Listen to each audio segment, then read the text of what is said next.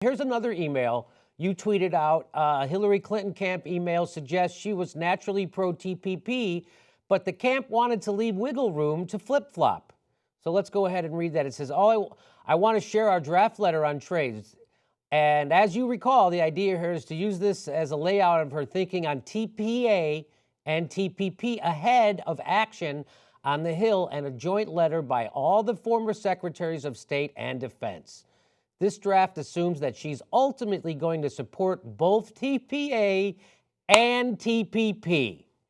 It focuses on what needs to happen to produce a positive result with TPP and casts support for TPA as one of those steps.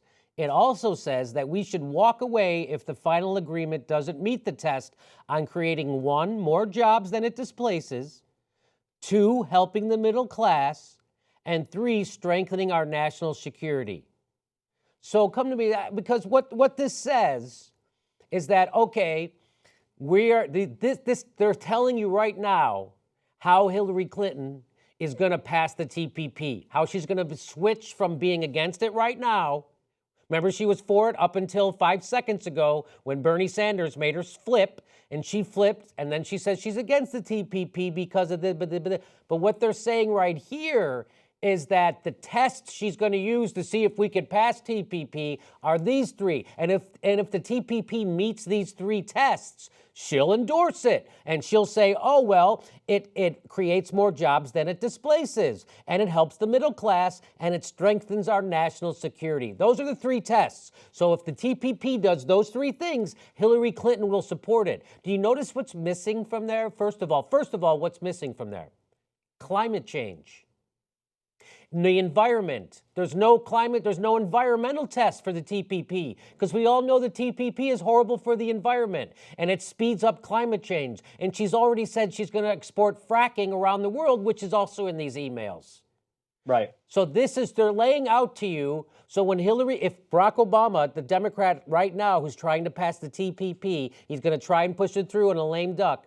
If he doesn't get it through, they're telling you right now how Hillary Clinton will come around to pass it. And this is the criteria she'll use. These 3 criteria. It creates more jobs than it displaces, which it won't.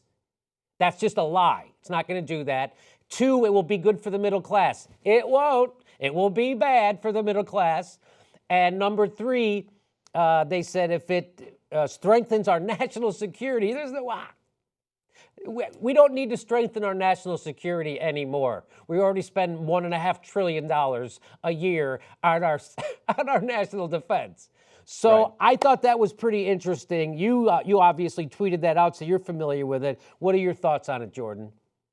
There's actually a lot of components to this email, and there's also another email which is even more egregious.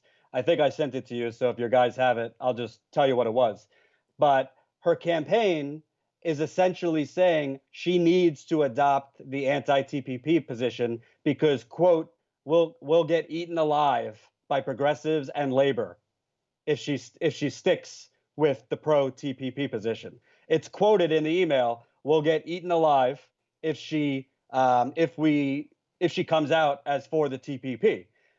It's also talked about as, in that email, this is the only issue labor cares about. And we can't afford to give this issue to Bernie Sanders. So it is clear as day politics. She is for the TPP. Her campaign knows she is for the TPP. The phrases "suck it up" are used in this email I'm referring to. We'll get eaten alive, referring to by progressives and labor. So the email you just showed, combined with this email I'm telling you about, show she was very pro TPP.